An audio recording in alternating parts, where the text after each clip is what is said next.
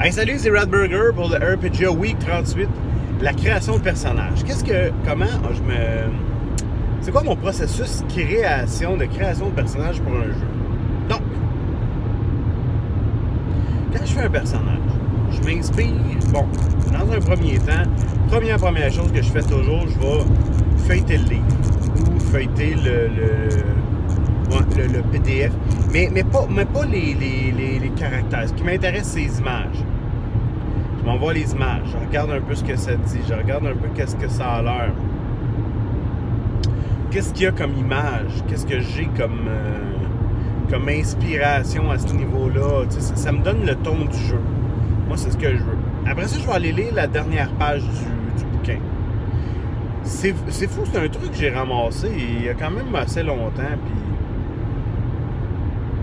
je trouve que la dernière page du bouquin me donne souvent beaucoup d'informations rapidement à propos de l'univers de jeu, de ce qu'on va avoir c'est quoi l'adversité, puis tout ça, puis dans quel univers on va se plonger. Un coup que ça s'est fait. Là, maintenant, j'ai regardé le livre pas mal, j'ai regardé les images, j'ai lu le dernier de couverture. J'ai une bonne idée de l'ambiance générale du jeu. Là, je vais très rapidement regarder les archétypes, les classes, les playbooks. Je regarde ça. OK, parfait. J'ai une bonne idée maintenant de ce que le jeu me propose de jouer. Je ne m'attarde pas encore aux skills, je me suis pas encore attardé aux peu importe, les habiletés ou n'importe quoi, là. Je regarde pas ça. J'ouvre mon Internet. Je m'en vais directement sur Pinterest. Et je tape, dépendamment de ce que je cherche, là. Fait que donc, je commence à regarder un peu. Souvent même, je vais taper le nom du jeu. Mettons comme Symbaroum. Tiens, le Symbaroum, je vois un paquet d'images. Ce qui me parle pas. J'en regarde quelques-unes. Je vais en regarder, je vais essayer d'avoir une dizaine d'images qui représenteraient le personnage que je veux jouer. Et là, je mets ça dans un beau petit fichier. Et là, je garde ça. Et là, j'y regarde. Je fais une élimination. Jusqu'à temps qu'il m'en reste 2 ou 3. Là, parfait. Fait que dans le fond, je vais regarder un peu, puis là, ça se peut que le personnage ait des armes, ça se peut que le personnage ait ils se battent avec whatever. Fait que donc, oui, si je tiens ça en compte, parce que je veux que mon image soit le plus représentative de ce que... Et là, je vais regarder un peu ce qui me motive vraiment, ce que j'ai le goût de jouer. Je vais m'attarder un petit peu plus, si on me propose, mettons, des archétypes, quoi que ce soit. Et là, je vais m'attarder à l'archétype, je vais m'attarder au playbook. Je vais regarder le playbook qui marcherait le plus avec ce que je veux jouer.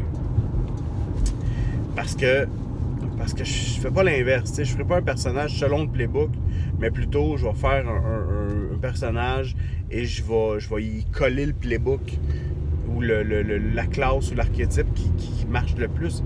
Et après ça, on va essayer de négocier. On va essayer de négocier ce qui marche pas. Je donne un exemple. À Dungeon World. Dungeon World, je voulais jouer un magicien, mais j'avais une idée bien précise de la magie. Je voulais pas que ça soit une espèce de sorcier ou quoi que ce soit, là. Je voulais que ce soit un mage, très, très académique, un peu à la Harry Potter, dans le fond. Je voulais un mage très académique à la Harry Potter. Mais là, il y avait le magicien. Et Pilule Rouge, Christophe me disait, c'est pas l'idéal. J'ai dit, pour qu'est-ce qu'on veut, je suis parfait. Et puis là, il me propose la classe du mage. Et c'est excellent. C'est vraiment une très bonne classe. Il y a une chose qui marchait pas, par exemple. C'est que le mage avait un objet de pouvoir par lequel il canalise son énergie. Puis ça marchait pas avec ça marchait pas avec mon concept. Parce que moi, je voulais qu'il soit, comme je te dis, les formules.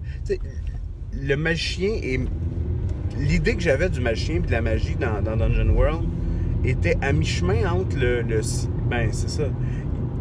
En fait, je réduisais la magie à une science. Je réduis la magie à une science, tout simplement.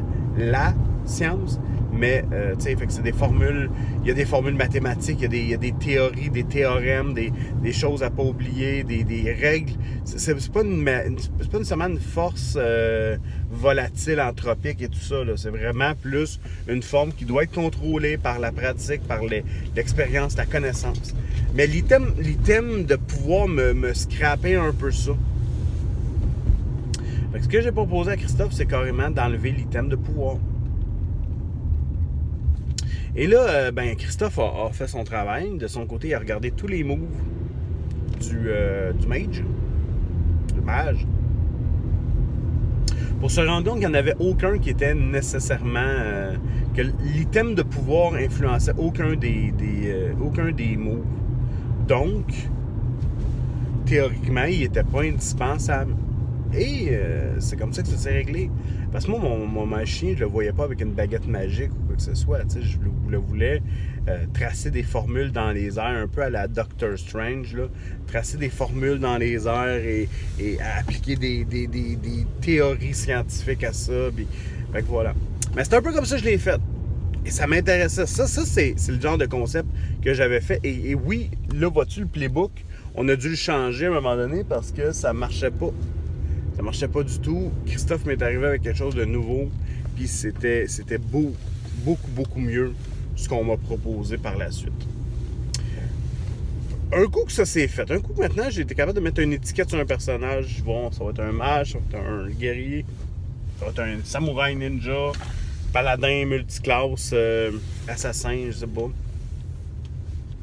Mais là, je sais où je m'en vais avec ça.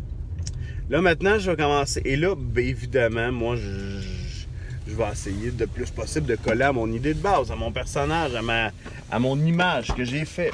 Je veux coller à ça le plus possible. Fait que donc, ce que je vais faire, c'est que je vais tout simplement commencer à montrer mon personnage de cette façon-là, avec soit ses skills, s'il y a des skills, avec ses moves, s'il y a des moves, avec ses habiletés, s'il y a des habiletés. Et un coup que tout ça est fait, ben là, je pense que j'ai une bonne ébauche. Là, maintenant, il va me reste l'histoire. Et l'histoire, pour faire une bonne histoire, là, le truc, puis selon moi,